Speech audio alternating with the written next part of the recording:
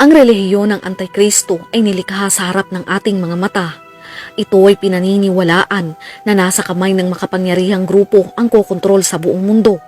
Dito rin umano magmumula ang Antikristo upang kontrolin ng sangkatauhan at tuparin ang mga hula sa Biblia. Pag-usapan natin ang tungkol sa Illuminati.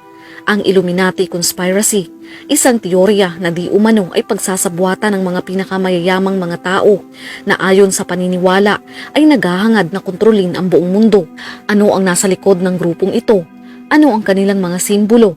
At ano ang mga dahilan kung bakit tayo naniniwala na ito ay may kaugnayan sa mga propesiya sa Biblia? Ano ba ang sinasabi ng Biblia tungkol sa Illuminati?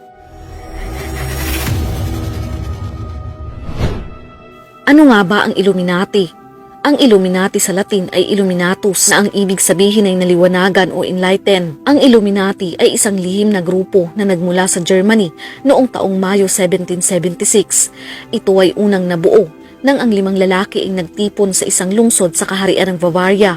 Sila ay gumawa ng isang kasunduan upang lumika ng isang lihim na lipunan.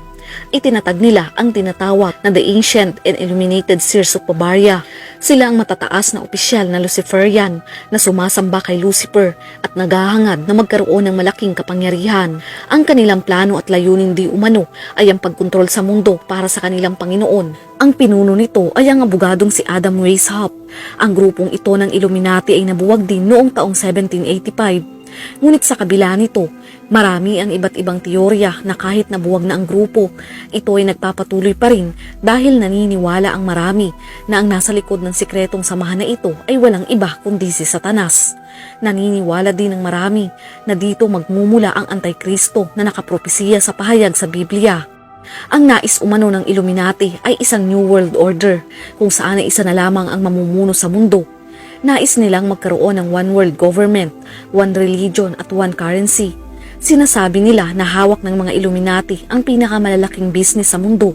Hawak din nila ang mayayaman at makapangyarihang mga tao.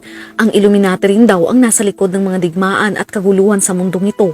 Ayon sa teorya ng sabuatang Illuminati, ang nasa likod ng mga pagtatangka na i-brainwash ang mga tao sa pamamagitan ng pagkontrol sa kanilang isip at manipulahin ang paniniwala sa pera, sa pamamahayag at politika sa buong mundo.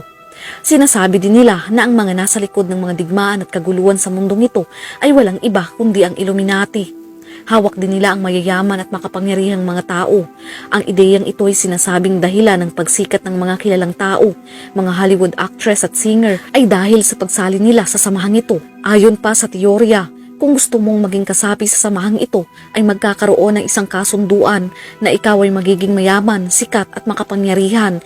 Ngunit ang kapalit nito ay ang kaluluwa para kay Satanas at ang dugo daw ng taong umanib ang kanilang iaalay.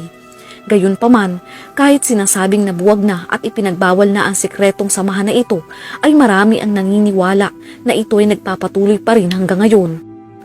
Ayon sa mga naniniwala, ang impluwensya ng Illuminati sa Estados Unidos ay nagpapatuloy pa rin.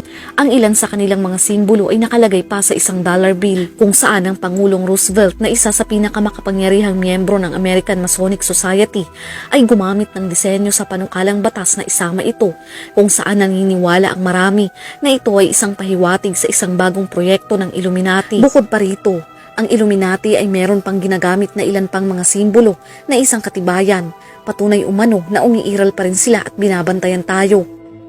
Ang unang simbolo ay ang pyramid. Para sa Illuminati, ang pyramid ay sumisimbolo sa isang hierarchy. Sa $1 bill, halimbawa, meron itong 13 antas na sinasabing kumakatawan sa 13 family bloodline na kumukontrol pa rin sa sangkatauhan ngayon. Maraming naniniwala na 99% ng populasyon ng mundo ay pinamamahalaan ng 1% na may hawak ng lahat ng uri ng impormasyon at kapangyarihan. Bukod pa rito, ang mga pamilyang ito ay kumukontrol sa 70% ng kayamanan sa mundo. Pansinin na ang pyramid na ito ay hindi kumpleto at nagpapahiwatig na ang Illuminati sect ay hindi pa natapos ang kanyang layunin sa mundo, na kung saan ay pinaniniwala ang matutupad sa pagdating ng Antikristo at itatatag ang bagong kaayusan sa mundo. Number 2. All-Seeing Eye. Ang ikalawang simbolo ay ang All-Seeing Eye. Ito ang simbolo na pinakamalapit sa Illuminati. Ito ay makikita sa iba't ibang mga lugar at gayon din sa American $1 bill na may nakasulat na 1776, ang taon ng kalayaan ng Estados Unidos at ang taon ng pagkakatatag ng Illuminati. Ang all-seeing eye ay sumisimbolo sa dakilang arkitekto na nagmamasid sa lahat ng ating ginagawa. Number 3. Eternal Flame. Ang ikatlong simbolo ay ang eternal flame.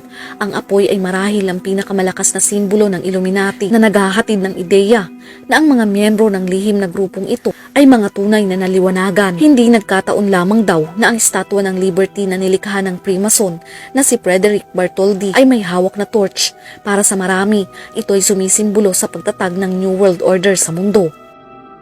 Number 4. Kwago. Ang ikaapat na simbolo ay ang kwago.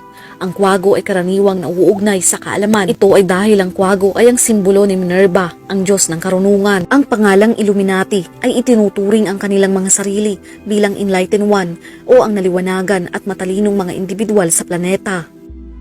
Obelisk. Ang ikalimang simbolo ay ang obelisk. Sa mga kulturang pagano, ang obelisk ay ang sumisimbolo sa kontrol ng mga otoridad sa mga tao upang kumatawan sa walang kapantay at napakalaking kapangyarihan na naglalagay sa kanila sa buong mundo. Ilang beses mo nang hinangaan ng isang obelisk na hindi pinaghihinalaan na ito ay maaaring maging simbolo ng grupong ito. Number 6. Pentagram. Ang ika-6 na simbolo ay ang pentagram. Ito ay isang 5 tulis na bituin, karaniwang iginuguhit sa pamamagitan ng paggamit ng isang tuloy-tuloy na linya ng 5 tuwid na mga segment. Ang baliktad na pentagram ay sumisimbolo na may kaugnayan sa okulto at satanik na mga ritual. Ang kahulugan nito ay nag-iiba sa paglipas ng panahon. Ginamit din ito upang ipagtanggol laban sa mga mangkukulam, masasamang espiritu at mga demonyo. Ang pentagram ay ginamit ng Illuminati sa buong kasaysayan upang ipahiwatig ang kanilang madilim at satanik na istruktura ng paniniwala. Sa taong 1791, ang Pangulo na si George Washington ng United States ay inapruban ang Freemason pair na si Charles L. Enfant para idisenyo ang kabisera ng bansa, ang Washington DC, sa mapa ng lungsod. Maaaring maobserbahan dito ang isang bersyon ng inverted pentagram. Ang ikapitong simbolo ay ang numerong 666. Ang numerong 666 ay ang numero ng halimaw na nauugnay sa Antikristo at ginagamit ito ng marami bilang pagpupugay sa Illuminati. Mga kapatid, ang tungkol sa Illuminati ay conspiracy theory lamang ng mga tao. Hindi pa talaga natin sigurado kung totoo nga ba talaga ito. Bagamat nire-relate ang Illuminati sa New World Order, sinasabi ng mga biblical scholar na darating talaga ang panahon na magkakaroon ng New World Order, kung saan ay magkakaroon ng 7 taon ng kapighatian sa panahon ng tribulation sa pamumuno ng Antikristo. Sa unang 3.5 taon ay magiging mapayapa ang lahat. Dahil dito ay magagawa niyang mapagkaisa ang mundo. Dahil doon ay maraming tao ang susunod sa kanya at dito na pumapasok ang one government. Kaya't mahalaga nating malaman ang sinasabi ng Biblia para sa kung ano pa ang magaganap pagdating ng panahon. Ang Biblia ay ang katotohanan. Huwag tayong bumase sa mga conspiracy theory lamang na base sa tao kundi sa salita ng Diyos. Ang pangunahing bagay na kailangan nating malaman ay merong puwersang nagmamanipula sa mundo at ang puwersang iyon ay ang dyablo. Lahat ng pangkat na sumasalungat sa Biblia at hindi kinikilala ang Panginoong Hesukristo ay ginagamit ni Satanas. Isipin ang babalang ibinigay sa atin ni Apostol Paul sa 1 chapter 4 verse 1 to 3. Mga minamahal, huwag ninyong paniwalaan ang bawat espiritu, sa halip subukin muna ninyo ang mga espiritu kung sila ay mula sa Diyos, sapagkat maraming bula ang propeta ang naririto na sa sanlibutan. Sa ganitong paraan ninyo malalaman ang espiritu ng Diyos. Ang bawat espiritong kumikilala na si Hesukristo ay nagkatawang tao sa kanyang pagparito ay mula sa Diyos. Ang bawat espiritong hindi kumikilala na si Hesukristo ay nagkatawang tao sa kanyang pagparito ay hindi mula sa Diyos. Ito ang espiritu ng Antikristo na narinig ninyong darating at narito na nga sila ngayon sa sanlibutan. Ito ay nagpapakita na ang ating pakikibaka ay hindi laban sa tao, kundi laban kay Satanas at sa kanyang mga demonyo. Totoo man o hindi ang Illuminati, hindi sila mas makapangyarihan kaysa sa Diyos, at sa makatuwid ay hindi natin sila kailangang katakutan. Alam kong maaari tayong mawala ng pag-asa sa napakaraming balita ng kasamaan na kumakalat sa buong mundo. Gayunpaman, nilinaw ng Panginoong Hesus na ang dyablo, ang prinsipe ng mundong ito, ay hinatulan na. Maaaring subukan niyang magmukhang malakas, ngunit alam niyang malapit na ang kanyang pagkawasak at ginagawa niya ang lahat para akayin ng mga tao sa kapahamakan. Kaya't mahal na mga kapatid, isuko mo ang iyong puso at buhay sa Panginoong Hesus. Dahil siya lamang ang may kapangyarihang sirain ng kaaway, hayaan mong si Kristo ang mamuno sa iyong buhay at mag-ingat na huwag mawala ng focus gaya ng sinasabi sa Biblia na dapat tayong maging handa sa pagbabalik ng Panginoon at hindi para sa pagdating ng Antikristo. Tingnan natin kung ano ang sinasabi sa Mateo chapter 24 verse 42 to 44. Kaya't magbantay kayo sapagkat hindi ninyo alam kung anong oras darating ang inyong Panginoon, ngunit unawain mo ito. Kung alam ng may-ari ng bahay kung anong oras ng gabi darating ang magnanakaw, magbantay sana siya at hindi niya hahayaang pasukin ang kanyang bahay. Kaya dapat din kayong maging handa sapagkat darating ang anak ng tao sa oras na hindi ninyo inaasahan. Muli po sana ay meron kayong natutunan. Ipalaganap natin ang salita ng Diyos. Ingat and God bless.